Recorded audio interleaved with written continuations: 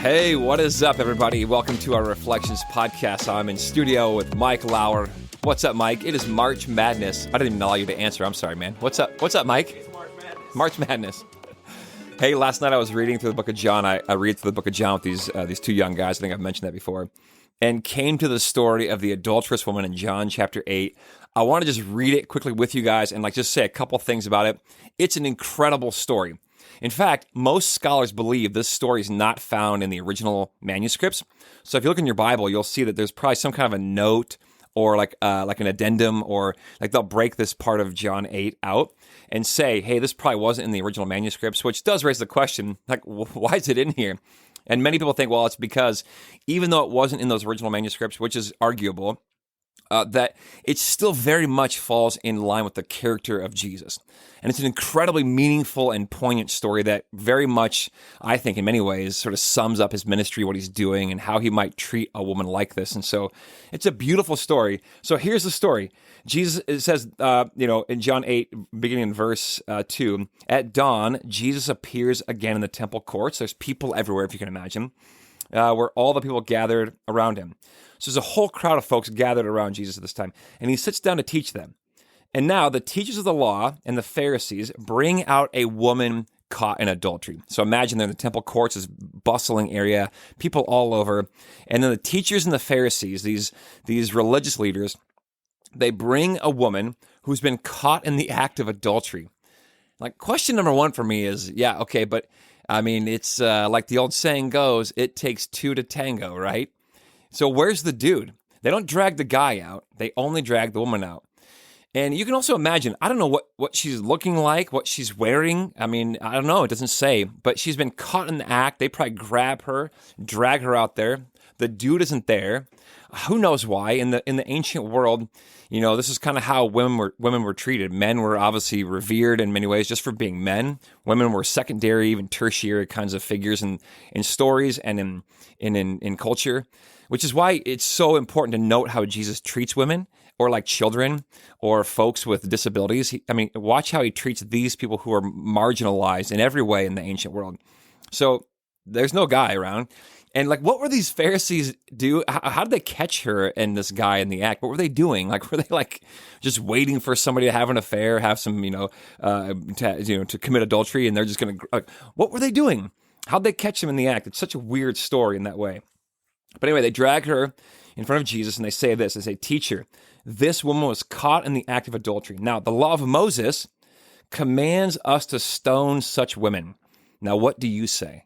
Now, again, the law of Moses was this an ancient law that these Pharisees and the teachers have known it very well. And probably the Pharisees in this time probably wouldn't have supported this kind of punishment, like capital punishment for a woman caught in adultery, but they want to know what Jesus is going to say. And then the text says they were using this question as a trap for him and as a basis for accusing him.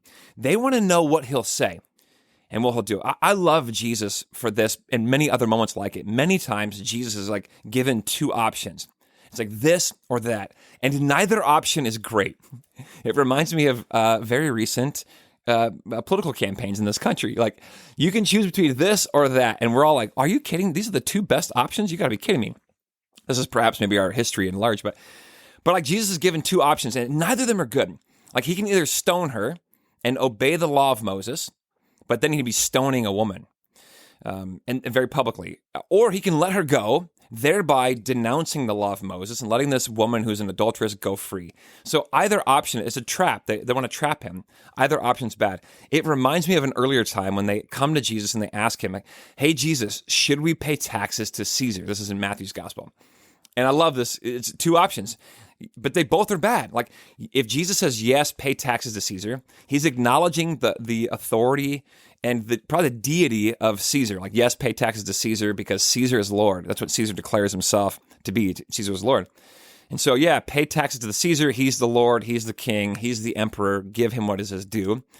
Then he's really announcing that, our loyalty, our authority is under Caesar. If he says no, he's a criminal. He's a rebel. And rebels in the empire are killed. Rebels were crucified in the empire. They can't have these kinds of revolutions in the empire, so they would kill him. So Jesus, in this beautifully brilliant way, he doesn't answer yes or no. He says, hey, whose face is on the coin there? And they look at the coin and they're like, oh, it's Caesar's face is on the coin. And he goes, okay, well then give to Caesar what is Caesar's.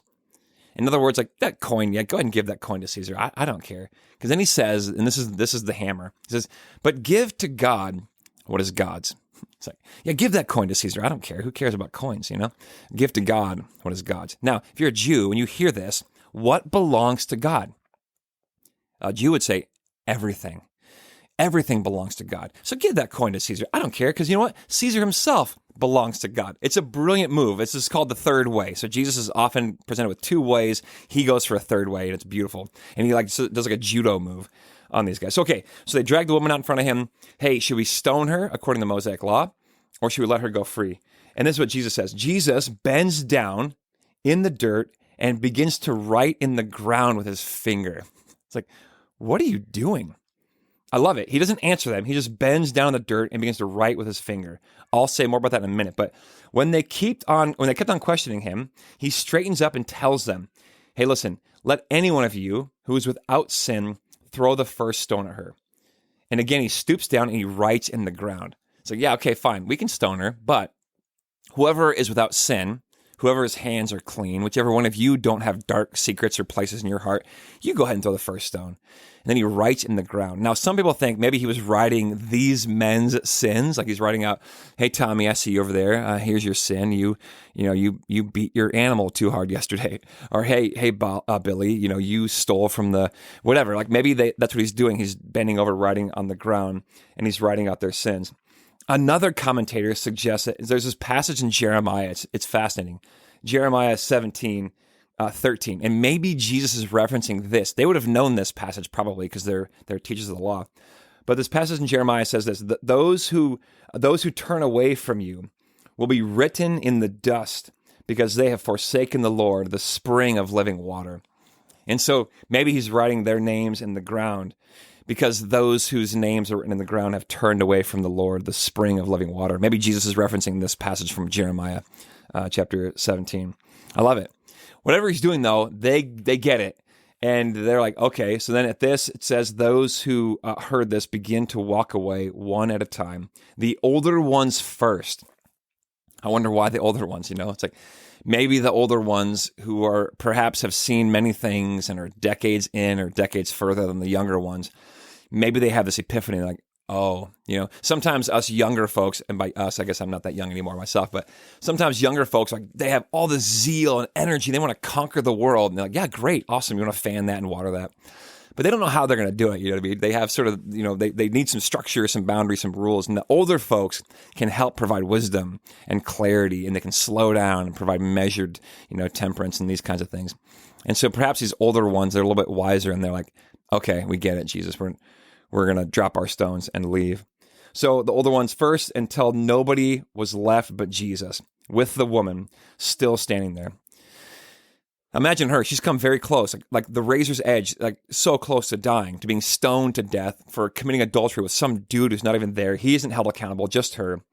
And there she is, and they've all left her. Imagine the guilt, the shame, maybe her clothes, and I don't know what kind of state she's in, but she's so close to dying. And now Jesus has saved her life.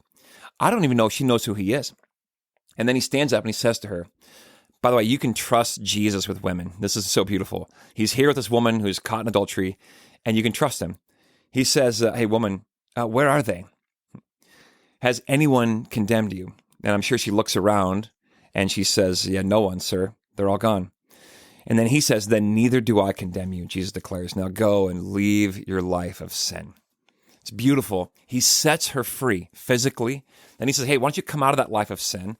And maybe I'll go find that guy too and talk to him later, the guy that you were with. But he calls her out of this life of destruction. And perhaps she was in this adulterous relationship because she had no say-so. She had no power. Perhaps it was an oppressive, violent, thing that this guy was demanding of her. So maybe she had no say in the thing in the first place. That happened a lot in the ancient world. And so he's setting her free in every way and lets her go. I love the story. It's beautiful. And so I don't know how to land the plane here other than to say Jesus is such a good leader and a good shepherd and a good father, and he's trustworthy in every way. And he says to the Pharisees, hey, look, none of you have your hands clean. Like, none of us are good at this, all of us are broken. We're all just like the woman caught in adultery. We all have our own things. And so Jesus says, let me be the one who's the judge. Let me be the good shepherd. Let me be the gate for the sheep. Let me be the one who takes care of all these things, the healer and the giver of life, because you guys are not very good at it. Yeah, so today, may you know the living water that comes from Jesus, and may you give yourself over into his care because he is trustworthy and good. All right, love you guys. Peace.